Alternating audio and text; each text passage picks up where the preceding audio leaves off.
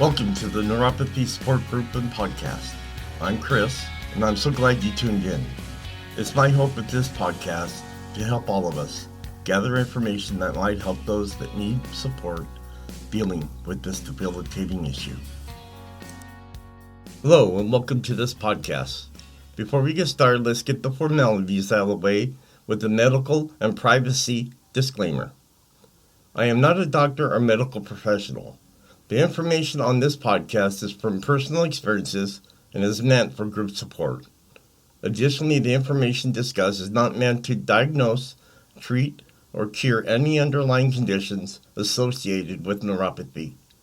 All names here within are private and will not be shared with any outside sources. Please consult your healthcare provider before making any health decisions. If you have medical concerns or an immediate emergency, please contact your doctor or dial 911. Well, hello, my listeners and friends out there on my Facebook page and all the other ones. Thank you very much for being part of this podcast, and thank you very much for your support. Well, it's only a couple days away for my trip. We're leaving out of Long Beach, heading to Catalina Island, and then Oregon style. It's going to be 4 days, and I just can't wait. We've been waiting for a whole year for this to take place. You know, it was during COVID time, and we really needed to watch ourselves and make sure that we're up to date on the medications, the flu shot, especially the COVID shot. We wanted to make sure that we had everything there, so we were covered. But today, since I'm going to be traveling, we're going to talk about traveling with peripheral neuropathy. Now, this is going to be interesting because this is the first time I've ever done this, but I'm going to go ahead and shoot the whole thing while I'm on the cruise. And I'll be posting it on the Facebook page. But I want to do this for you, not only for you, but for me. I want to make sure that there's enough room for us to move around in our wheelchairs. Is it all suited for individuals that have disabilities getting around on the ship? So I have my son with me, so he'll be helping push me around. But I really just wanted to make sure that the ship itself is accessible for us that have disabilities and that are going to be in either walkers, a cane, or even a wheelchair, which is what I'm taking. Well, let's get started here. While traveling with peripheral neuropathy presents challenges, you can still follow your dreams to see the world. So here we go with step 1, and it's the plan. When traveling with peripheral neuropathy or any chronic health condition, there is no such thing as too much planning or planning too far in advance. The internet has valuable resources for traveling with disabilities, where to go, what to look for, and questions to ask. Most places that are used to seeing tourists will have accommodations for travelers with disabilities available at hotels for transport and other services. However, accommodations for travelers with disabilities may be limited or even reservations. It may require reservations in advance. As you make your plans, recognize that you may not be able to do as much or everything during your visit as you would like. Traveling can be tiring for anyone, but for people traveling with mobility issues, chronic health conditions, or disabilities, it can be extremely tiring. Another good tip is to learn enough foreign vocabulary that can help you describe your situation, your health, and your needs to various service providers you meet, be it in hotels, tour companies, transportation companies, or others. Next topic is going to be getting there by air. There are many options for getting to your destination: car, train, cruise, or plane. If you choose to fly, most airlines will provide services at the airport, onto the flight, and during the flight. Any service must be booked at least 48 hours in advance. You never know, you might want to check on that before you take for what I'm telling you right here. It could have changed. A recommendation for frequent flyers or travelers with peripheral neuropathy is to book a seat where you can stretch and move if you can. Long flights without moving can make the symptoms worse. Next topic. Once you're there, getting around. The main thing about visiting another country is that it involves the traveling extremely long distances, which can challenge your daily routine. People with type 1 diabetes find that they have to ingest more calories and readjust their insulin schedule. People who can get around sufficiently well using a support cane find themselves using more real transportation options like taxis, buses, wheelchairs, and travel scooters. Alright, here's some more transportation tips. Many metros, trains, systems offer maps of accessible stations. Many cities offer services like Lyft, Uber, or local alternatives like Bolt available in Budapest. Thank God I'm not going all the way over there. You may have to set up the device you use for walking. You may consider using a cane application or renting a wheelchair or scooter to allow you more mobility during this trip. Let's talk about that a minute. I was looking into renting a wheelchair, and it's pretty expensive, for 4 days. So I just went the other route, bought me an inexpensive one that cost around $200 on Amazon.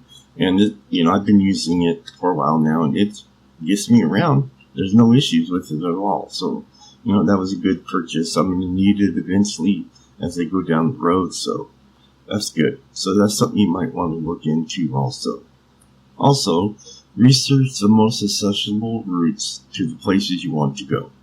There may be options that do not require as much walking or are more accessible by car, wheelchair, or scooter.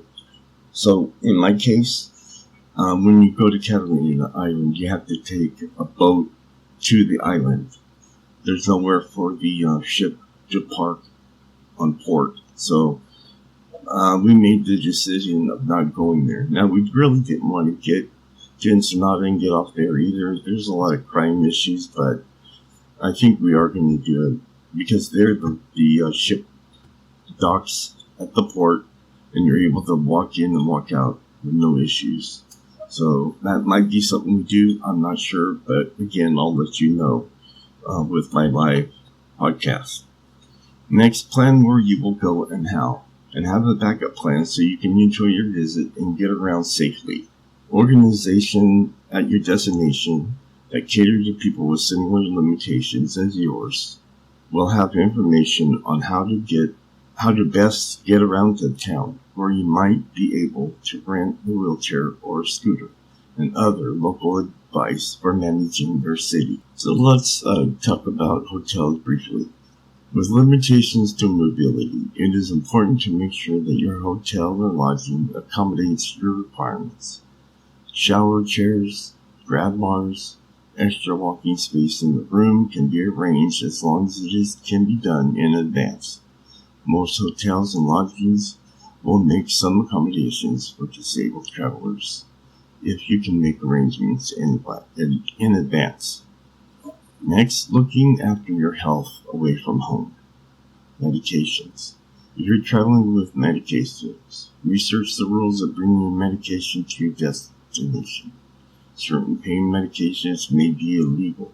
Well, that's something I'm going to have to do then in regards to my oxycodone and oxycontin. I didn't even think about that. So here's some tips here. Bring a letter from your doctor and the prescription to prove that the medications were legally obtained elsewhere. Carry the medications in the original containers. Certain medications may still be illegal in the country you are visiting.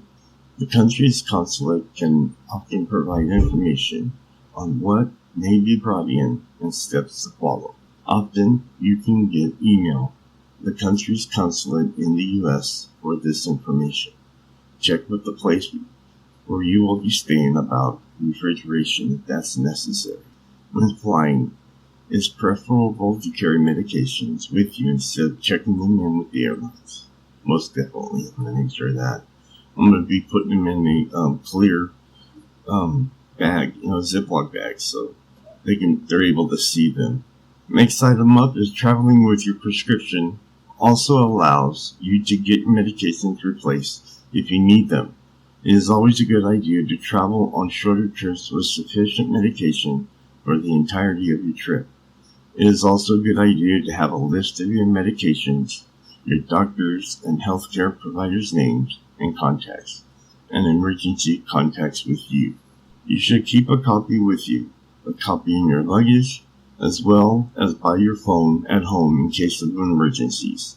Health insurance. It is recommended to understand exactly how and if your health insurance will cover you when you are traveling away from home.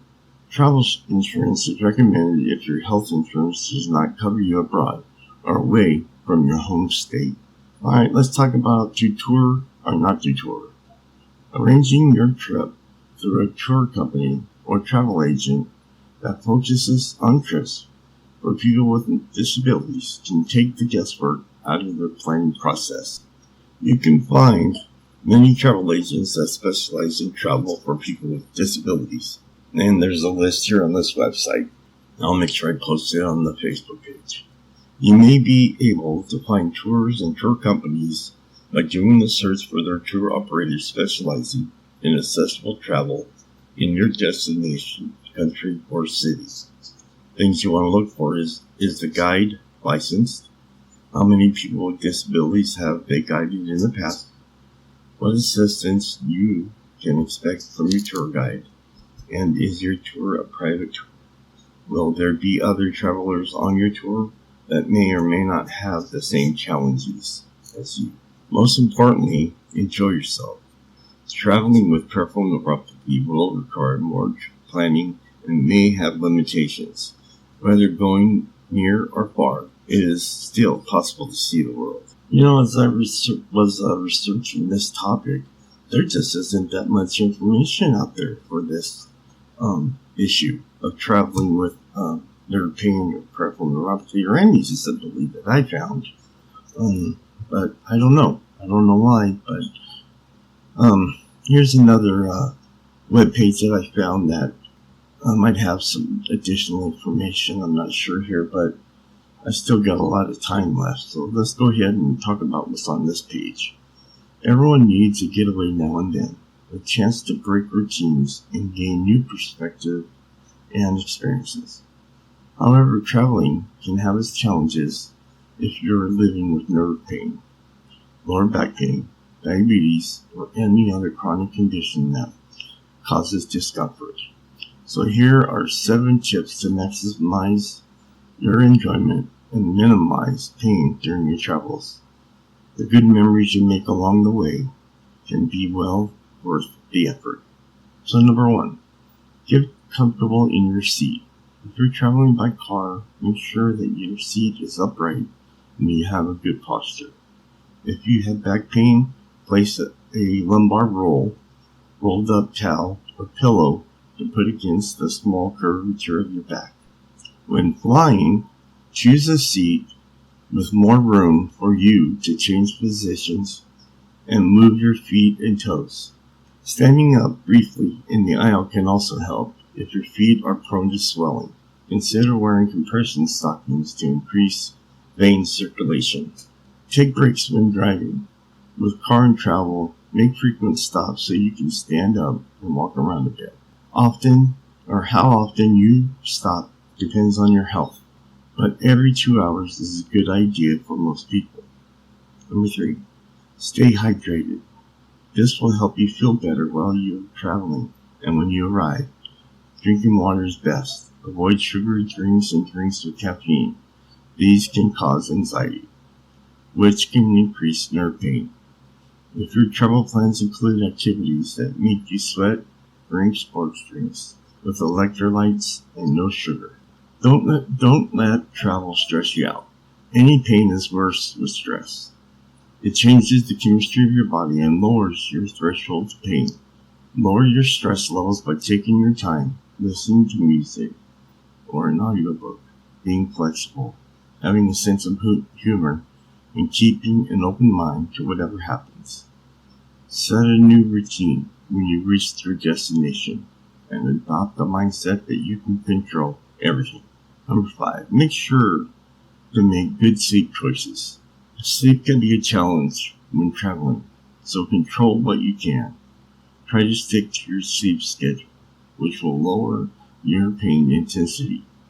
Bring headphones or earplugs to drown out external noises. Avoid looking at a digital device at least 30 minutes before you go to bed. Number 6. Don't worry or don't overdo your activities. It's common for many of us to rush out the door to vacation, feeling stressed and sleep deprived. Then we arrive at our destinations and want to do 30 or 40% more than we normally do. Be realistic in your goals and have some wisdom. If you weren't active before, be cautious and don't overdo it.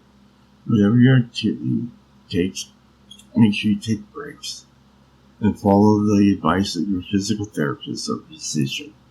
And finally, number 7, pay attention to what you eat and drink. What you consume changes how your system handles pain. Limit the alcohol beverages you drink. These can cause or can be inflammatory, especially if they contain sugar. This is especially true if you have diabetic neuropathy. Low inflammatory foods will help you handle your pain better, and this includes fruits and vegetables as well as whole foods rather than processed foods. Avoid inflammatory foods containing sugar, caffeine, and, for some people, gluten. Look for restaurants with healthy food selections. So let me touch bases on something here for you. Our ship has kind of a dress code during the day, or in the evening you're supposed to wear a polo shirt, and jeans is fine, but when you go to the main dinner, there's one night that you have to go to it. You have to have slacks and a button-down shirt, which is no problem. I have those. But I'm trying to figure out my casual wear. And I think what I'm coming to, because you can't just wear regular shirts at night. They want you kind of casual wear. So what I'm thinking is just bring my polo shirts and that's it. Don't worry about t-shirts. So let's talk about researching accommodations. Do your homework first. It's important to research various hotels before you go to ensure there are no restrictions to your comfort level. This includes extensive stairways, limited access to and from the hotel, or no wheelchair accommodations. The goal is to enjoy your time without the headache of walking miles to your room. Another thing is you want to prioritize your activities. Set the tone to when and where you want to go on your trip. If your body is telling you it's time for a spa day, then stay close to the hotel. Perhaps the next day you can tackle a local hike or go swimming at the pool. Listen to your body. It will serve as a great source to how far you can push it. Don't forget to rest. Whether you are traveling in a group or venturing on your own, don't forget to rest. It's okay to give yourself ample time to catch your breath. Your body will thank you. If you are out sightseeing, find a bench or table to take in sights and enjoy a cold beverage. Bring reinforcements. You can't hurt to pack reusable heat and ice packs for pain as needed. Depending if you're in a car or on a plane, it can be useful to apply a heat compression or cold pack to the targeted area for quick relief. Prior to packing, confirm if there are any restrictions for hot and cold packs on a flight. Next is walk and stretch as needed. If you're traveling by automotive, try to stand and walk at every rest stop. It's important to keep your feet moving and blood circulating to avoid inflammation or further nerve pain or damage. Nerve pain. Get up when it's safe to do so during a long flight for continued movement. If you would like, call ahead to the airline and inform them of your medical condition. They are typically accommodating to those who need assistance during the flight. Give your doctor a friendly heads up on your next travel adventure. Discuss any limitations. Your doctor may recommend additional medications or support equipment such as pillow or head cushions and compression socks to be taken on the trip. Be sure to pack a copy of all medical contact numbers in case of an emergency. If you require any special assistance during your flight travel plans, be sure to ask. Don't let yourself carry the weight of the nerve pain. For those who maintain routine medications, don't forget to take them as needed. The two most important things to remember prior to any trip is to be healthy and to have fun. What do you know? I just made it 20 minutes. Perfect timing. So, again, I'm leaving here in a couple days on my trip. I'm going to make sure that I take many recordings of the trip so you guys can see how it is and see the things that might be wrong or could be correct. So I'm hoping that this information will help you on your next trip. And don't forget, there will not be any episode next week because, again, I'll be on my trip. So don't expect one out there, but you can go to my YouTube page. Just type in Neuropathy Support Group and Podcast, and you can watch. There's a lot of episodes there, older ones and some newer ones that you can enjoy while I take this week off. Again, thank you for being part of this podcast. Thank you for your support. And all I have to say is bon voyage. Talk to you next week. Bye. As we come to a close, it's my hope this podcast and other sources, such as product reviews that I have discussed today, can better our lives and give us some relief dealing with neuropathy. This episode plus others are posted every Monday on Facebook, Twitter, Instagram, iTunes, Spotify, and Stitcher. And finally, whatever life throws at you, even if it hurts you, just be strong and fight through it. Remember, strong walls shake, but never collapse. Talk to you next Monday.